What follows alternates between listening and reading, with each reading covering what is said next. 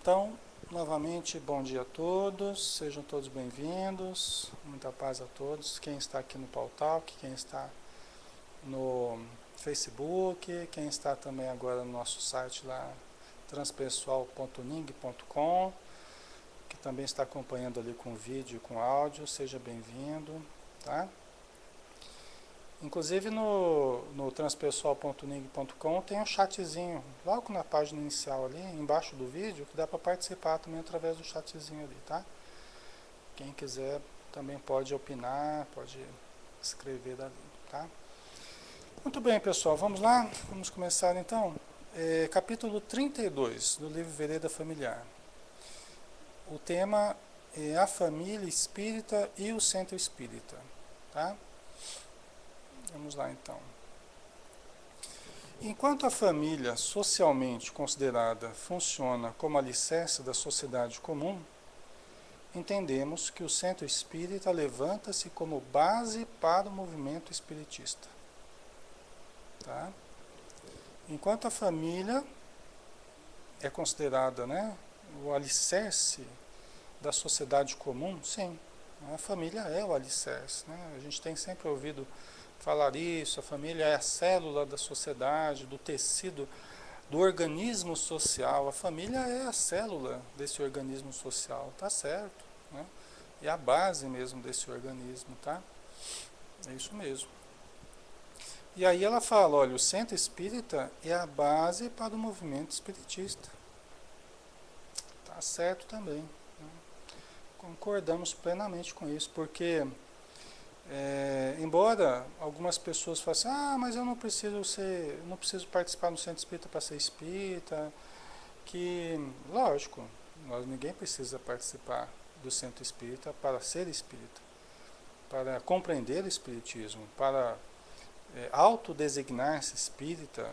O espírita é aquele que trabalha por se transformar, né? Só que há nisso aí, e a gente precisa considerar uma certa acomodação, né?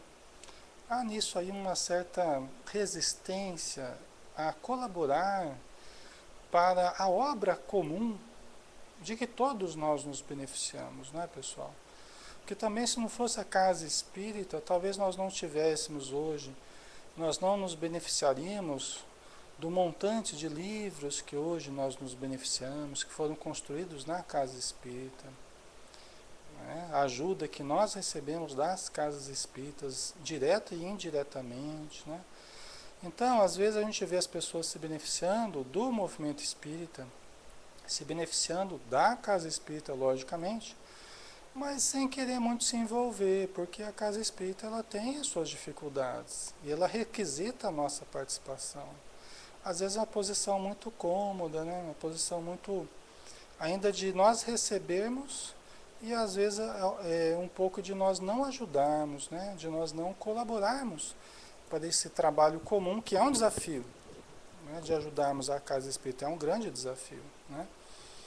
Então a gente fica mais se beneficiando e às vezes pouco ajudando para o movimento espírita, né?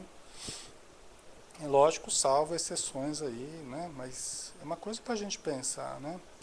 O centro espírita é a base para o movimento espiritista. Se nós acreditamos, gostamos do movimento espírita, por que não auxiliarmos na casa espírita?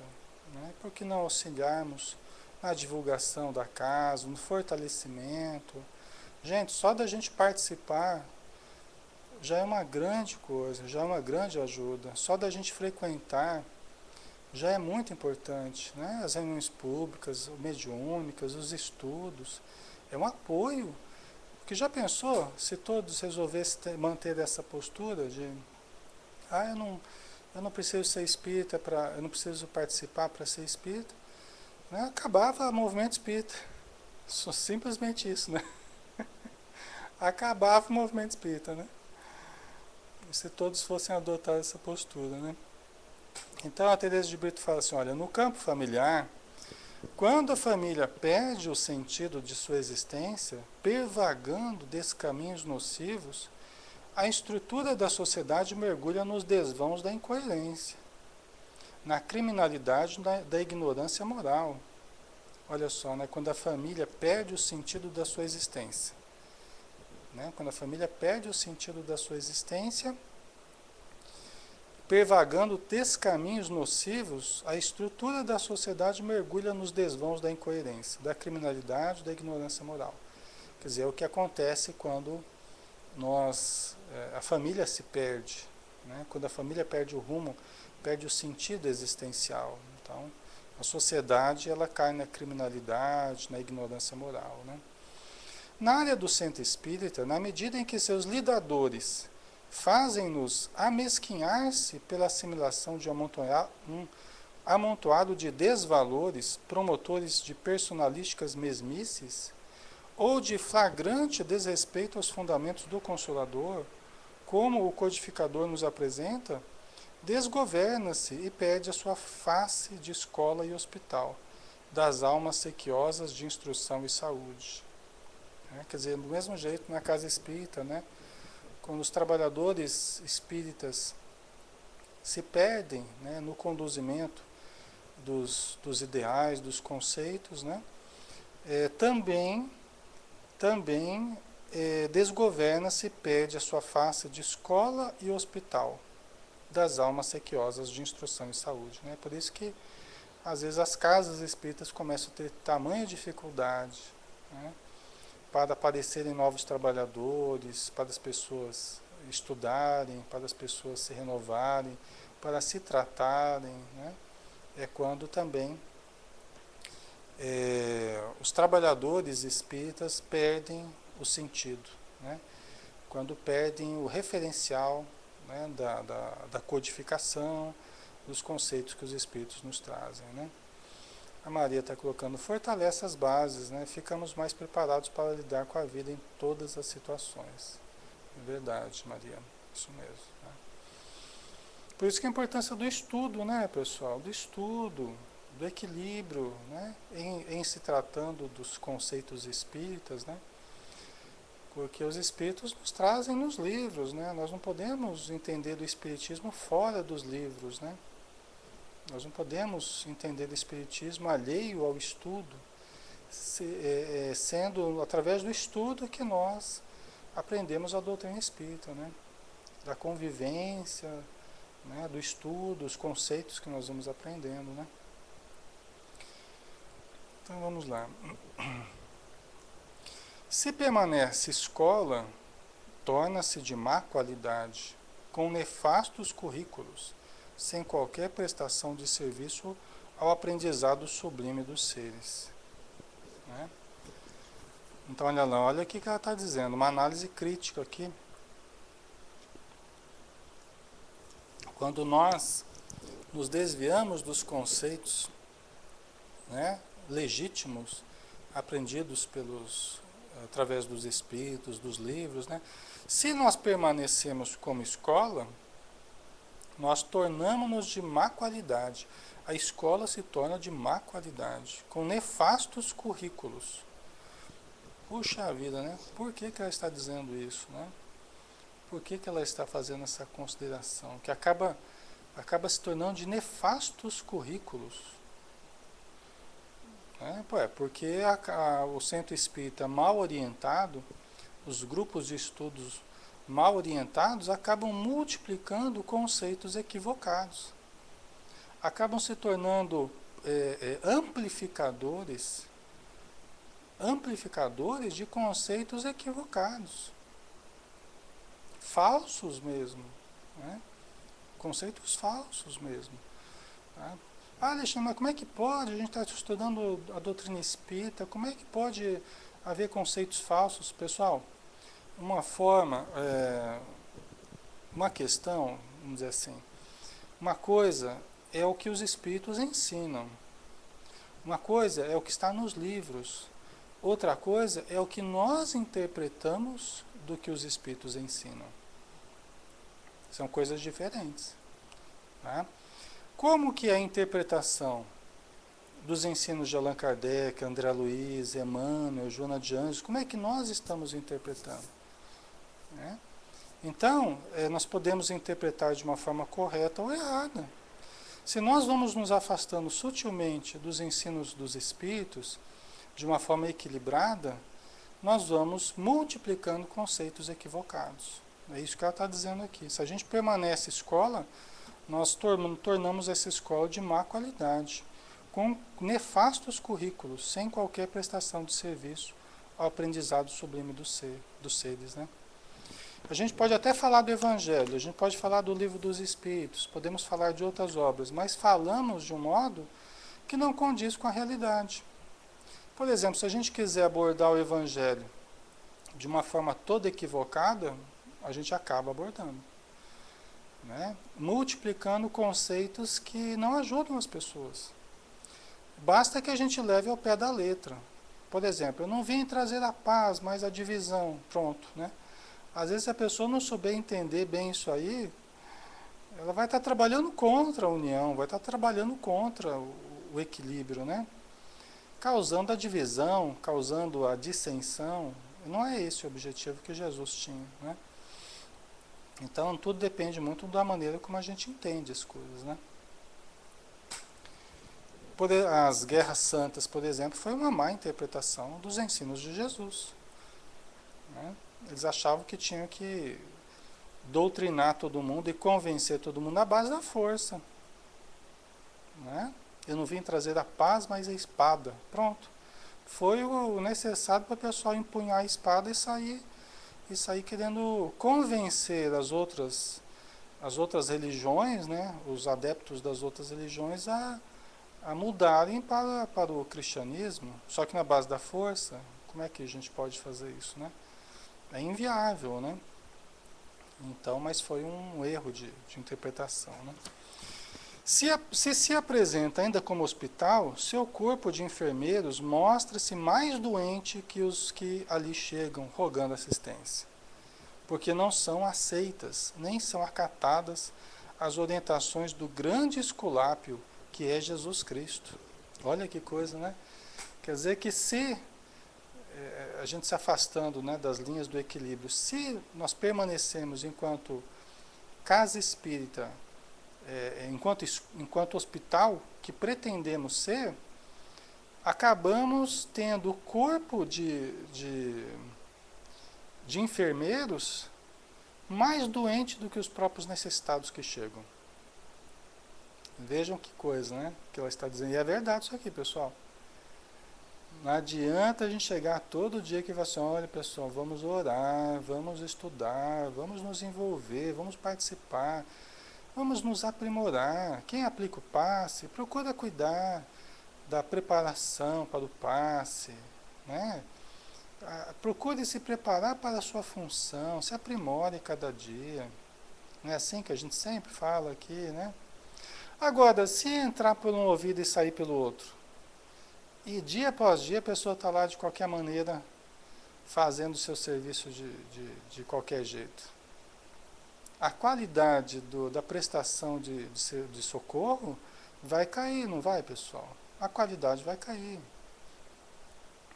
né? Vai diminuir. Os passistas não terão a mesma condição de cura, de renovação que poderiam ter, não é, pessoal? Poderiam ter. Eu vejo isso muito com relação ao passe, até estava falando do passe, porque é uma área muito fácil do pessoal se mecanizar, né? Se mecanizar, se automatizar. E a gente vê pouco preparo para o passe. Aí corre para trabalho de cura aqui, corre para trabalho de cura lá, e esquece que todos os dias de reunião pública onde se aplica a passe é um verdadeiro trabalho de cura. Deveria ser entendido, compreendido como um verdadeiro trabalho de cura. Mas sabe por que não o é?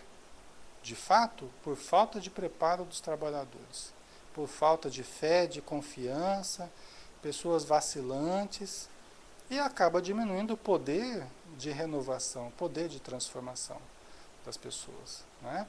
A alimentação, os pensamentos, as emoções. Frequentemente a gente ouve passistas falar assim, eu não estava bem para aplicar o passe, mas aí eu fui aplicar e eu fiquei bem. Mas isso não pode ficar acontecendo, pessoal. O trabalhador espírita tem que estar bem.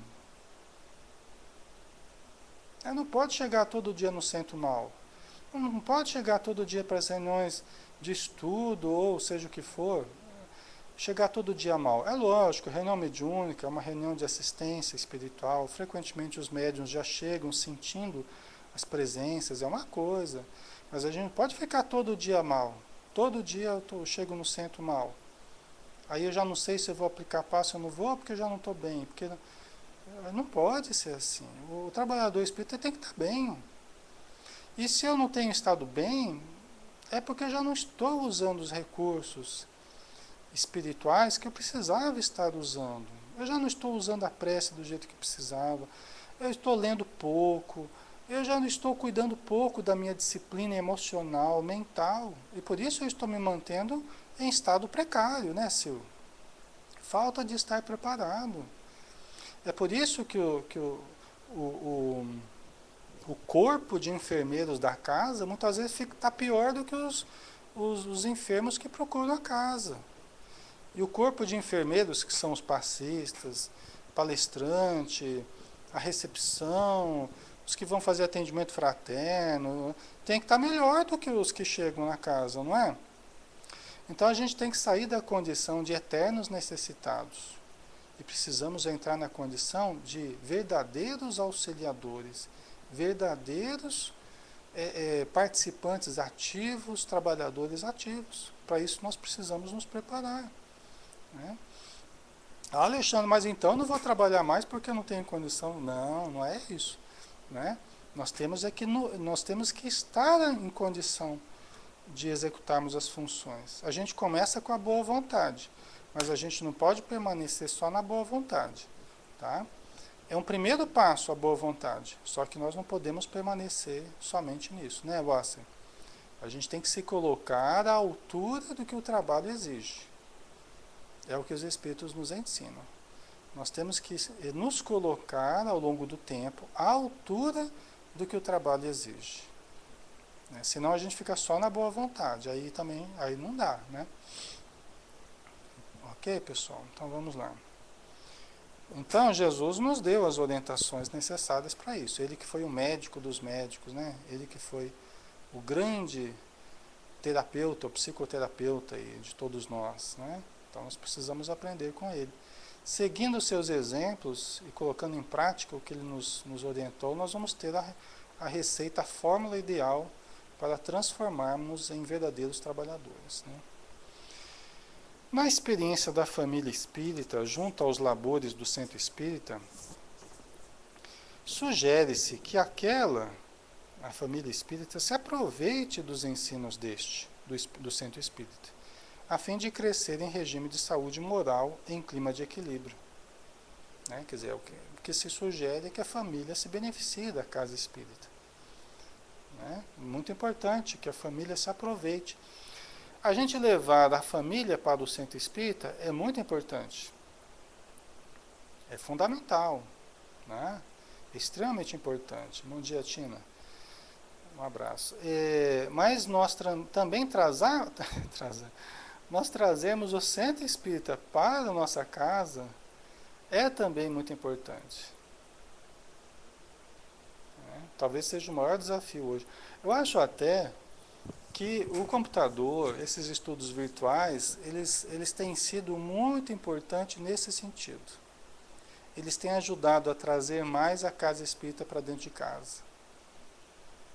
Né? Porque antes dependia muito mais das visitas, dos grupos, dos evangelhos que se faziam, né, nas casas, e onde o pessoal do centro vinha para a nossa casa, o nosso evangelho na família, dentro de casa. Hoje, por exemplo, a maioria de vocês aqui, eu quero crer que está estudando, mas está estudando em casa, não é? A maioria, salvo um ou outro que está no trabalho e tal, deixa ali ligadinho, né? Mas a maioria, eu quero crer que está dentro de casa. Né? Isso é interessante, olha que coisa que uma coisa que a gente não imaginava, né? Como é que a internet iria colocar o centro dentro de casa. E pelo que a gente tem observado, e um medo que se teve dentro do centro espírita aqui, a internet iria afastar dos trabalhadores e os participantes do centro espírita, não é o que eu tenho visto. tem mais aproximado as pessoas da casa espírita. Porque divulga mais e porque entrosa mais as pessoas, faz elas estudarem mais. Tá? Então eu não tenho visto esse afastamento da casa espírita por causa da internet. Eu tenho visto o contrário. As pessoas mais se envolverem com a casa espírita por causa da internet. E muito importante para os locais onde não tem centro perto, né, Joel? Exatamente, tá? Principalmente no exterior, né? Onde muitos de vocês aí têm, nesses estudos online, a casa espírita de vocês, né? Eu sei disso, né? A gente sabe de muitos casos aí que realmente é isso que acontece, né? Então, a nossa família se beneficiar dos labores do centro espírita, dos conhecimentos que a gente colhe no centro espírita. Isso é muito importante. Watson, sim, mesmo porque a internet não substitui a casa espírita, mas sim dá um grande suporte, é verdade, Watson, isso mesmo. Tá? Eu mesmo participo da casa espírita, né, ativamente, em vários dias, e participo aqui na internet também, né? Assim como muitos de vocês que estão aqui, eu tenho certeza, né? Então vamos lá, valorizar no centro espírita torna-se um dever carinhoso, como quem valoriza o seu lar, pela afetividade que ali encontra. Estão vendo, pessoal? Valorizar o centro espírita. Não adianta a gente ficar falando mal do centro espírita, pessoal do centro, que não sei o quê. Nós temos que valorizar. Para valorizar, pessoal, nós precisamos participar. Precisamos ajudar. Precisamos investir na casa. A casa espírita precisa do nosso investimento. Deixar as diferenças de lado, deixar as picuinhas de lado e focar na ajuda. Muitas vezes fica-se tanto em problemas de diretoria, problemas de cargos, problemas de estatutos, né? E os necessitados ficam esquecidos, né, Maria? Os espíritos sofredores ficam esquecidos quando a gente fica tão em busca de questões de diretoria, de cargos, de posição. Né? O mais importante é que, como o Espírito diz, é a veneranda. A veneranda que fala no livro Os Mensageiros, ela fala de uma forma muito interessante para um certo espírito lá que faliu na Terra, como médium, como trabalhador espírita. Ele acabou falindo e no plano espiritual colheu de sabores e tal. Aí a veneranda, a ministra veneranda falou assim, olha, fulano de tal, que eu não lembro o nome dele agora, falou, olha, o seu problema não é difícil de entender. O seu problema é que você cuidou demais do espiritismo prático junto aos homens e esqueceu-se da prática do espiritismo junto a Jesus. Eu achei fantástico isso, acho que resume tudo, né? Você cuidou demasiadamente do espiritismo prático junto aos homens e esqueceu-se da prática do espiritismo junto a Jesus. Eu achei fantástico isso, pessoal. É bem isso mesmo, né? Quando a gente está muito ligado ao espiritismo prático, né? Muito para fora, muito questões só de ordem práticas e organizacionais, ou né, junto aos homens, muitas vezes a gente está esquecendo da prática do espiritismo, né? E a gente fica só nessas questões aí de ordem prática, né? A Tina, criticar é fácil, né? Vai lá fazer o que... Vai lá fazer para ver o tanto de problemas que tem para ser solucionado, verdade, Tina. Tá? A Val esqueceu da caridade espiritual ficando ligada à parte material, é verdade. Eu tenho visto, pessoal, uma frieza nas casas espíritas, infelizmente. A gente vai fazer palestra num lugar ou no outro, a gente fica surpreso. Olha, tem situações assim que se a gente vai fazer uma palestra, depois da palestra, se a gente não vai cumprimentar e se despedir e conversar com o pessoal da casa, pode acontecer de você pegar suas coisinhas ali, pegar suas tralhas ali, sair e ninguém vem conversar, ninguém vem agradecer. Fala, obrigado por você ter vindo, obrigado. Se você sai ali, é perigoso que ninguém fale com você, que ninguém agradeça, que ninguém... Não é que a gente quer ficar sendo paparicado, a questão não é essa. Né?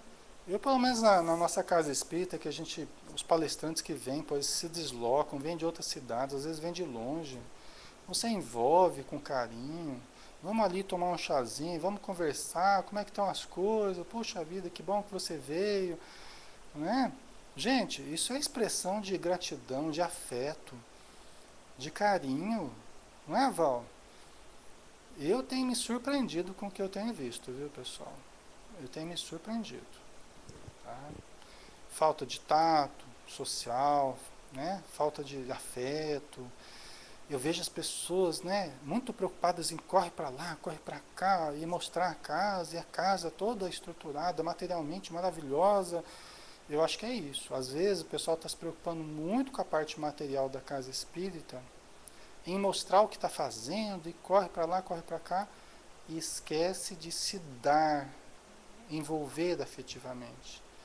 A gente acaba tendo casas espíritas muito materialistas, que ficam muito em torno, né, da aparência da casa, né? Só que está faltando afeto, eu estou achando, viu, pessoal? Eu acho que está faltando afeto. Que fica uma reflexão, né? Eu falo assim para vocês, pessoal, eu como palestrante, eu às vezes me sinto uma coisa. Não sou um Divaldo, eu sou uma pessoa insignificante no movimento espírita, né? Sou mesmo, né? Me sinto assim. Uma fagulhazinha aí de nada. Só que eu acho assim que a gente se sente uma coisa. Eu falo isso de coração. A gente vai fazer palestras às vezes em alguns lugares, a gente se sente uma coisa. Uma coisa que você usou, tal, agora, né? Então, é uma coisa para a gente pensar, né? A gente se sente como que usado, né? Usado e descartado. Essa é a sensação que eu tenho, indo nas casas espíritas, tá? Então, uma questão para a gente refletir. Às vezes, pessoal, acontece até o responsável pela reunião chama a gente para fazer palestra, tá? Aí na hora da palestra, o que que acontece? O, o coordenador dos trabalhos vai fazer atendimento fraterno na hora da palestra. Ah, você dá licença, eu não posso assistir porque eu tenho que fazer atendimento fraterno. Mas como assim? Como é que chama a gente para fazer uma palestra e vai fazer na hora da palestra atendimento fraterno, pessoal? Faz depois da palestra. O que, que a pessoa está dizendo? Ó, é mais importante para mim o atendimento fraterno do que você tem a dizer. Não é? Não é desagradável? Então, e outra, aí depois enche lá a casa e todo mundo vai assistir a palestra. Aí depois as pessoas vão perguntar para o coordenador da reunião. Não, Maria, a questão não é de ficar jogando confete. Não, a questão não é essa, eu não estou preocupado com isso. Eu sei o trabalho que a gente faz e tudo mais, só que eu estou fazendo uma reflexão para a casa espírita, para quem vem a ouvir esse material depois. Tá, aí depois as pessoas que participam da casa espírita vão perguntar para o coordenador, nossa, o que você achou do que a pessoa falou? Você concorda ou não com o que o palestrante falou? O que o coordenador da reunião vai falar? Ai, mas eu não sei, eu não ouvi. Não sabe nem se falou besteira, se não falou besteira, não é? O que ele vai falar? Ai, eu não sei porque eu não ouvi, porque não... Não é assim, pessoal? Então, eu acho isso um grande equívoco. Eu acho isso um grande equívoco, né? Aliás, de acompanhar como é que está a qualidade das palestras, como é que está, o que os palestrantes estão falando, se está certo, se está errado. Às vezes a pessoa está lá fazendo atendimento fraterno, tentando ajudar, e o outro está lá fazendo palestra falando besteira lá, né? Falando besteira. Então, nós temos que acompanhar. Opa, peraí, como é que está, o que o palestrante está falando? Está falando coisa correta, está errado? Até para saber se eu vou chamar o palestrante ou não para voltar na casa espírita, não é? Então, é algo que a gente tem que também analisar, né? Então, né, fica aí a reflexão, né? Devemos valorizar a família com a mesma atenção e solicitude com que convivemos no centro espírita. nela identificando os corações que o Pai Celestial colocou junto a nós, na esfera consanguínea, como os que, em primeiro lugar, carecem do nosso apoio, do nosso carinho, da nossa jovialidade, da nossa ajuda verdadeira e ativa. Né? Quer dizer, nós temos que valorizar a família com a mesma atenção que nós damos à convivência na casa espírita. Né? Identificando os corações que nós fomos chamados a conviver, com os quais, né, fomos chamados a conviver, tanto na família quanto em casa, no centro, na casa espírita. Né? Gente, se nós atraímos essas pessoas, se nós atraímos, ou fomos atraídos para essa convivência, existe uma razão. É a nossa família espiritual. A nossa família espiritual se estende além da família consanguínea, né? Vocês sabem disso, né? As ações da família espírita no centro espírita permitem que todos vejam, ouçam, aprendam e vivam as mesmas experiências, cada qual no nível do seu amadurecimento próprio. Olha só, as ações da família espírita no centro espírita permitem que todos vejam, ouçam, aprendam e vivam as mesmas experiências, cada qual no seu nível do amadurecimento próprio. Né? Então, gente, quando nós vamos na casa espírita, vai lá o pai, a mãe, os filhos, o menorzinho vai lá na evangelização, os maiores vão na mocidade, os adultos vão para o grupo de pais, para a reunião mediúnica, aí depende, né? Cada qual vai ouvir, aprender, né, reter, conforme o seu amadurecimento, na área que é possível participar da casa espírita. Mas compartilhando de uma experiência comum. É muito importante isso. Vão ter o que conversar, vão ter o que trocar. Tá?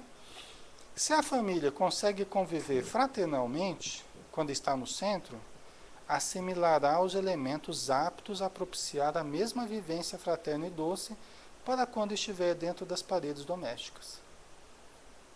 Então chega na casa espírita, vive fraternalmente. A tendência é levar essa fraternidade para casa também. A tendência é levar essa energia para casa. Né? É lógico, tem situações até que vão ficando meio contraditórias. Às vezes o marido é super legal lá no centro, comunicativo, atencioso, aí chega em casa é um tirano lá, que só exige, que só cobra, que só... Não é? Então, nós temos que desfazer essas incoerências, né? Ou mesmo os filhos, né? São bonzinhos lá no centro, chegam em casa irritados, né? Irritadiços, exigentes. Então, nós temos também que desfazer isso aí com o tempo, né?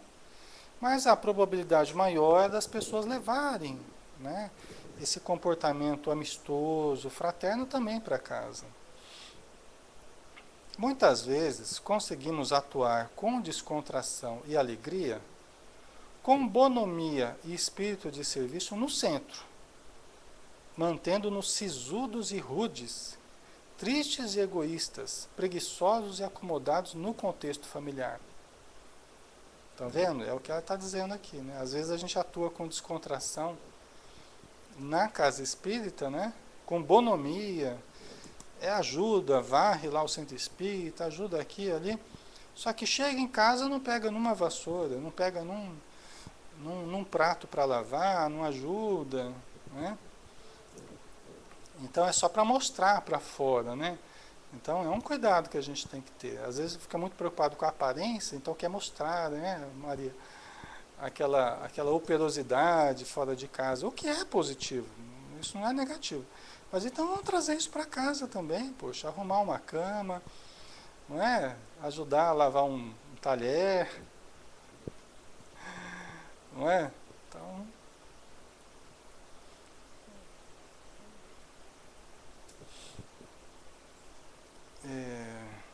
então, vamos agir de forma coerente. O Joel, a caridade começa em casa, verdade, né?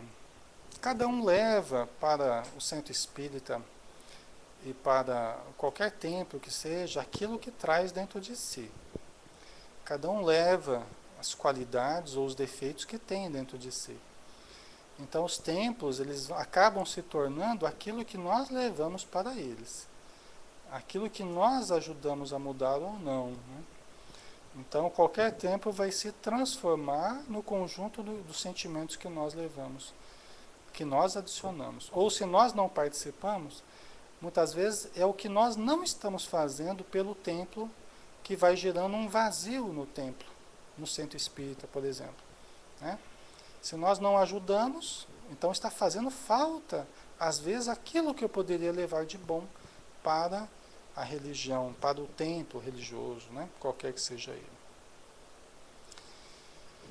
Compreensível que as almas infelizes em si mesmas, ou aguilhoadas por necessidades íntimas e dramas torturantes, nem sempre encontrem essa disposição de se mostrarem no mesmo grau de atuação no centro e no lar.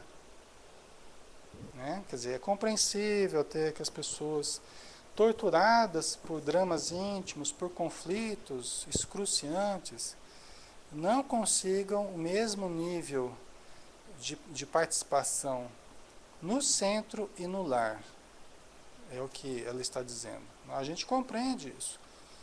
Às vezes chega em casa, né, os familiares rotulam disso, rotulam daquilo, criticam, e às vezes no centro as pessoas me tratam bem, as pessoas me estimulam, gostam de mim, né, me tratam com carinho, chega em casa, né, só crítica, só...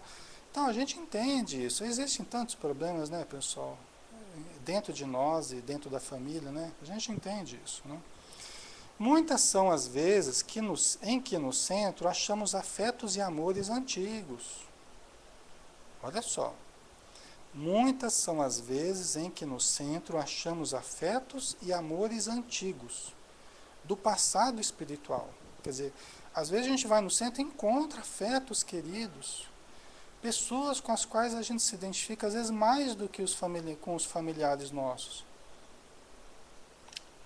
Não é assim, pessoal? Aqui mesmo no Pautal, nos estudos espíritas, nossa, como eu me identifico com tal pessoa e tal. Né? Então, é porque a gente se reencontra, é o passado espiritual, as identificações, né? O carinho. A gente sente as pessoas pelo que vocês colocam, o que vocês escrevem na área de texto, né? Aqui na internet, mas também no centro presencial, na casa espírita, a gente também sente as pessoas, o carinho das pessoas, aquelas que se identificam mais com a gente e aquelas que não se identificam tanto, tá? Isso é o passado, né? É preciso até tomar cuidado com isso, por causa das paixões também, as paixões aos amigos, que até o Emmanuel diz, né? Olha, nem paixão aos amigos é amor e nem ódio aos inimigos é justiça. Então a gente precisa tomar cuidado com essas atitudes extremadas, de paixão aos amigos, né? E de ódio aos inimigos, aos supostos inimigos. A gente precisa tomar cuidado com isso, porque nenhuma é amor e nem outra é justiça. Tá? Paixão não é amor. Né? E também aqui no caso, cuidado com as paixões afetivas, né? Homem e mulher, né? Cuidado com as paixões aí. Eu descobri a minha alma gêmea lá no centro, né? Pessoas casadas, pessoas que já têm compromissos, né? Muito cuidado com isso, porque esconde muitas vezes muita carência. E embora muitas vezes você possa encontrar até alguém que se identifique muito com você, que você acha que é do passado, sua alma gêmea, aquela coisa toda, existem compromissos. Nem sempre aquela pessoa que você encontra e que se afiniza com você, nem sempre é a pessoa com a qual você deve conviver nessa vida, como marido e mulher, como namorado, entendeu? Nem sempre é a pessoa, né? Então é preciso muito equilíbrio, né, Maria? Então, muito equilíbrio, muito discernimento, porque senão as pessoas acabam aí invertendo as coisas e criando maior confusão, né? Todos nós estamos sujeitos a acharmos pessoas do passado, do nosso passado espiritual, até porque nós já tivemos muitos parceiros no nosso passado espiritual, já tivemos muitos afetos, já fomos casados e convivemos afetivamente com uma porção de pessoas. Ai, credo, Alexandre, como é que se fala isso? Não sei. Ué, é alguma mentira isso, por acaso? Será que nas últimas 30 encarnações a gente casou sempre com a mesma pessoa? Será que a gente viveu matrimonialmente com a mesma pessoa em 50 últimas encarnações, 20, 10 encarnações? Só se a gente tivesse muita ilusão mesmo, né? Se a gente não entendesse mesmo os conceitos espíritas, que a gente iria pensar isso, né? E a gente sabe que não é assim. Nós já tivemos envolvimento com muitas pessoas. Então, podem ressurgir essas pessoas no contexto da nossa vida no presente. Pode ressurgir. Ai, credo, Alexandre, mas pode acontecer. Mas significa que você vai abandonar casamento, vai abandonar família, vai abandonar compromissos para correr atrás de alguém com a qual você se identificou e sentiu um afeto diferente? Não. O que nós vivemos numa última encarnação, por exemplo, não significa que seja o que nós vamos viver nessa encarnação. Só se a gente se deixar entrar na faixa do passado, né, Maria? É exatamente, é o que você colocou aí. Se a gente se deixar entrar na faixa do passado e começar a se alienar do presente, é o que acaba acontecendo. Às vezes acaba revivendo o passado, né? Esse negócio de passado acaba gerando muita ilusão na cabeça das pessoas, viu? É por isso que eu estou falando isso aqui, tá? Porque nas casas espíritas ou em qualquer templo acontece isso, tá? Onde existe ser humano, até no ambiente de trabalho, às vezes começa a se engraçar com uma certa pessoa, tal, e está com dificuldade em casa, e está com carência, e está com problema, e começa a se engraçar com alguém. Muitas vezes é um encontro de pessoas que se conhecem mesmo do passado. Não quer dizer que devem viver juntas. Tá? Cada um sabe o que faz da própria vida. A gente só está fazendo uma reflexão. Só para a gente tomar cuidado, porque nem sempre é assim, né?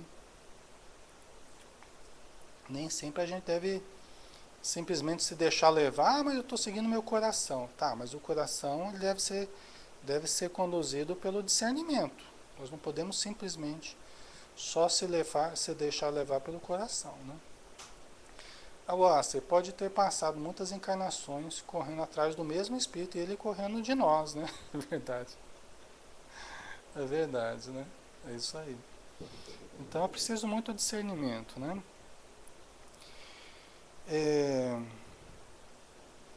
Então aqui eu estava falando, muitas são as vezes em que no centro achamos afetos e amores antigos, do passado espiritual, postos em nosso caminho para que nos fortaleçam com tudo o que representam para nós.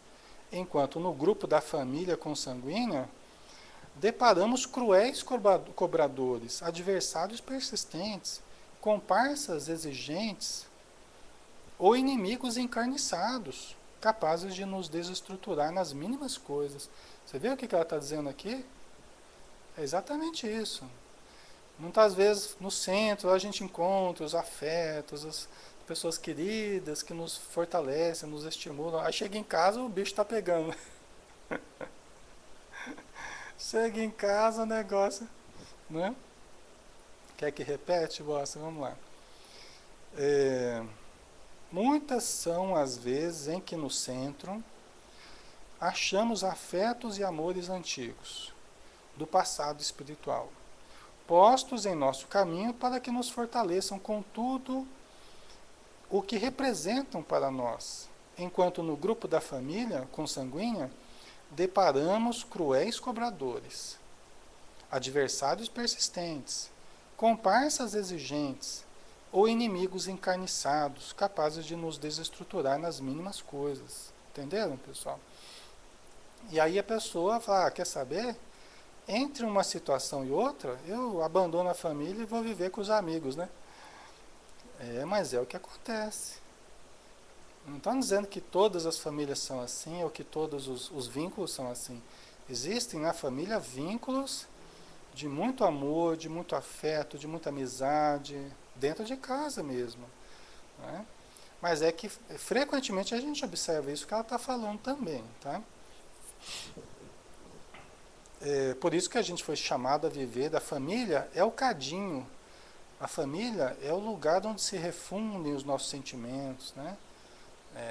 Então nós precisamos aceitar a família e trabalhar para melhorá-la com o tempo, né?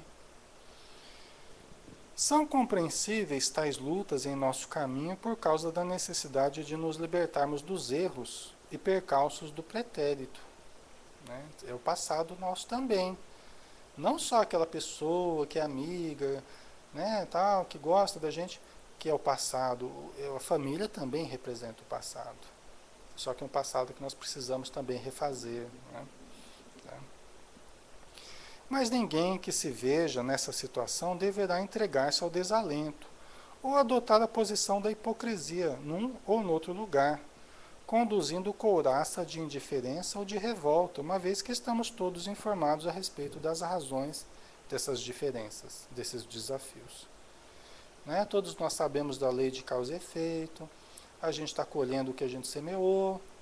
A esposa difícil ou o marido difícil é aquela pessoa que nós ajudamos a tornar difícil no passado. Aquele filho problema, aquele filho complicado, é aquele espírito que nós induzimos ao erro no passado. E hoje somos chamados a corrigir, falando todo dia a mesma coisa, repetindo a mesma coisa, estimulando, estuda meu filho, tá? Só que no passado a gente induziu ao vício, a gente induziu, né, ao desleixo, à criminalidade, não é? A Maria Estela está dizendo aqui, ó, meu relacionamento familiar melhorou demais a partir do momento que eu comecei a frequentar a casa espírita. É isso aí. A gente tem que ser capaz de perceber esses benefícios, de buscar e perceber esses benefícios, né? E mantermos esses benefícios na nossa vida, né?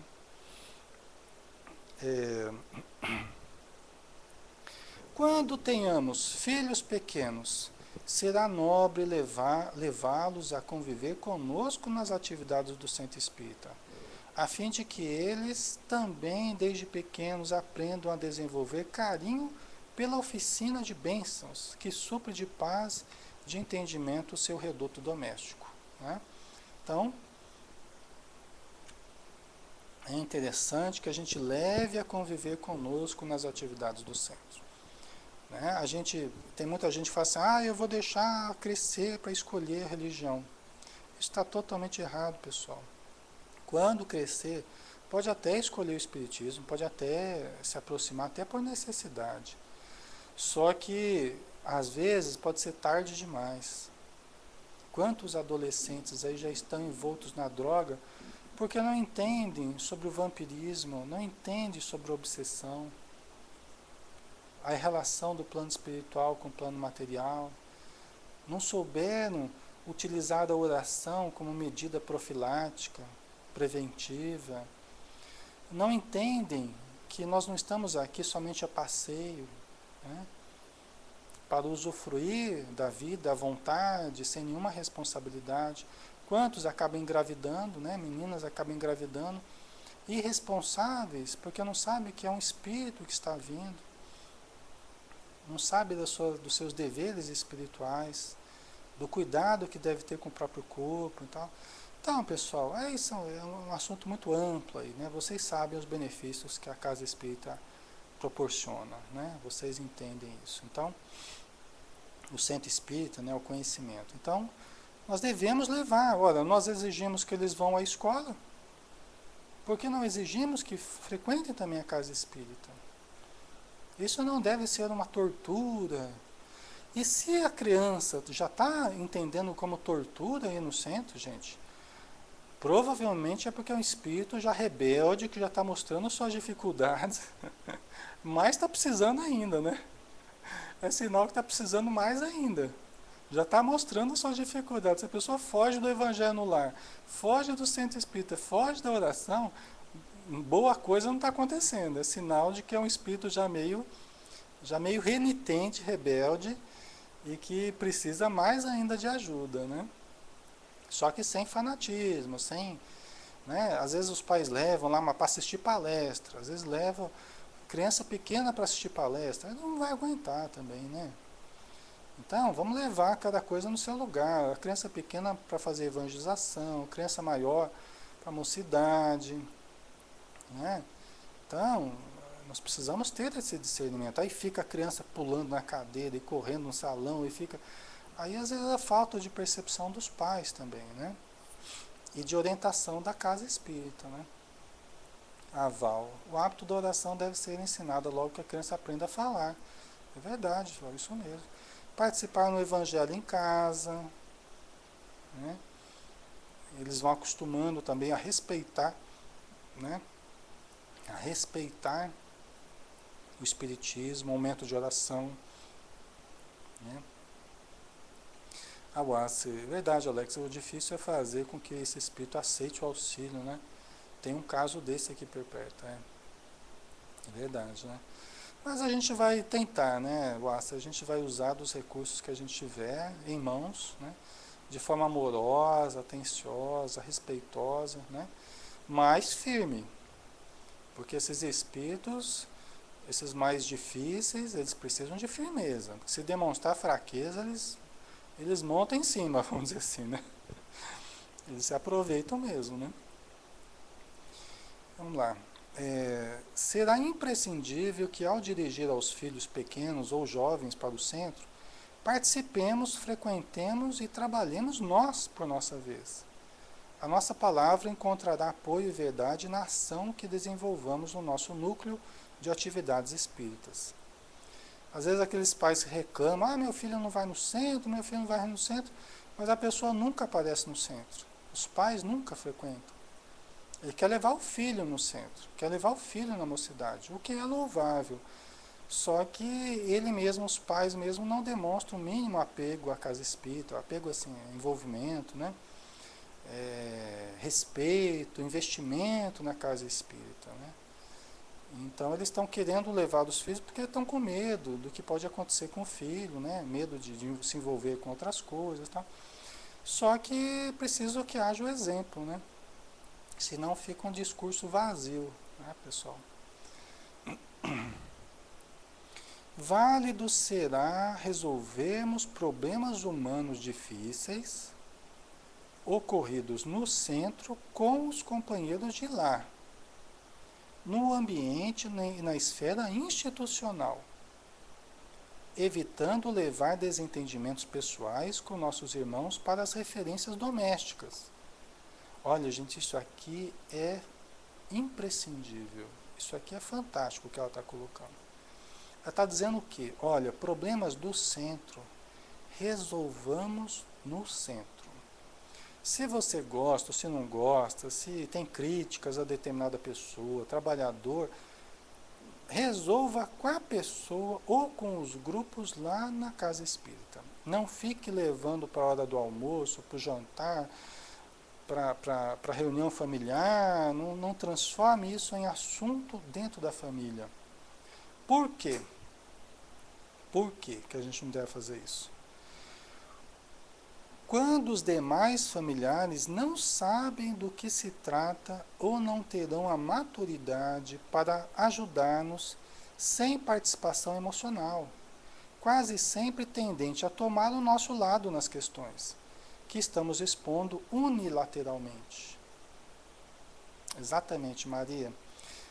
Às vezes você vai comentar, porque você e a sua esposa ou seu marido participam também, aí na hora do almoço você vai comentar, ai, fulano de tal falou isso, fez aquilo, tal, não sei o quê. E os filhos, que não tem nada a ver com a coisa, eles já começam a tomar o nosso partido.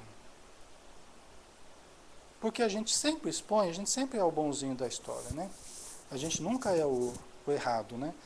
E aqueles que nos amam, avós, ou os filhos, ou qualquer pessoa que está junto com a gente, né? Já começa a tomar partido da gente. E já começa a olhar aquele outro trabalhador da casa espírita com olhos diferentes. Já começa a ter aversão. Já começa a comprar briga, às vezes, com outras pessoas, pessoal. Isso é muito ruim. Isso é muito ruim. Aí a gente pode se espantar de ver os filhos relutantes em participar, relutantes em se relacionar com as pessoas no centro. Mas por quê? Porque muitas vezes nós estamos fazendo contra-propaganda da própria casa espírita. ou dos próprios trabalhadores do centro espírita. Isso é muito nocivo. Isso é muito nocivo, tá? Falta só 2 parágrafos. Vamos terminar rapidinho aqui, pessoal, tá? Para não tomar mais o tempo de vocês aí. Muitos conflitos e mágoas são desenvolvidos e mantidos entre nossos afetos do lar e os companheiros do centro espírita em virtude dos nossos comentários apaixonados e parciais, emocionados e inconsistentes. É isso aí, né, pessoal? Estão vendo? Muitas mágoas e conflitos entre os nossos afetos e os companheiros do centro nascem desses comentários apaixonados aí, e inconsistentes, muitas vezes, né? Então, para terminar, a família espírita terá no centro espírita a sentinela avançada da legítima fraternidade e do trabalho incansável e a paz indestrutível de todos, que todos deveremos buscar, para que a sociedade e o movimento espírita conquistem a saúde e o progresso dos quais necessitam, tendo suas bases devidamente clarificadas pelas lições de Jesus Cristo, que o Espiritismo retoma para a felicidade de todos nós. Né?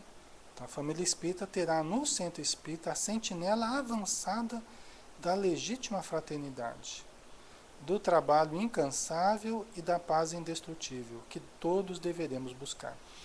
Então, pessoal, muito importante a gente cuidar da fonte, que é o nosso lar, sabendo preservar essa fonte de benesses que é o nosso lar, mas também saber cultivar e cuidar da fonte que é o centro espírita. Né? A nossa casa porque é a célula da sociedade. E a casa espírita porque é a célula do movimento espírita.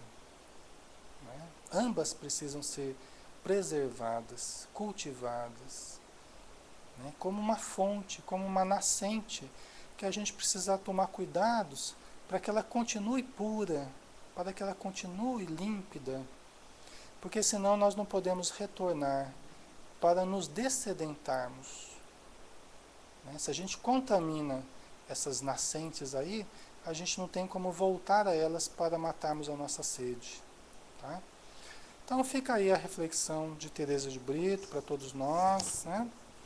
Semana que vem a gente vai falar de um tema também interessante, festas no lar. Né? Semana que vem, capítulo 33, festas no lar. Então, não perca, né? Vai ter festa, né, Joel? Vai ter festa no lar. Vamos ver o que ela vai falar sobre as festas no lar. Tá? Gente, muito obrigado pela participação, pelo carinho de todos, tá? Fiquem com Deus, tenham um ótimo, um excelente dia. E na semana que vem a gente se encontra aqui no nosso estudo, tá bom? Um grande abraço, até mais.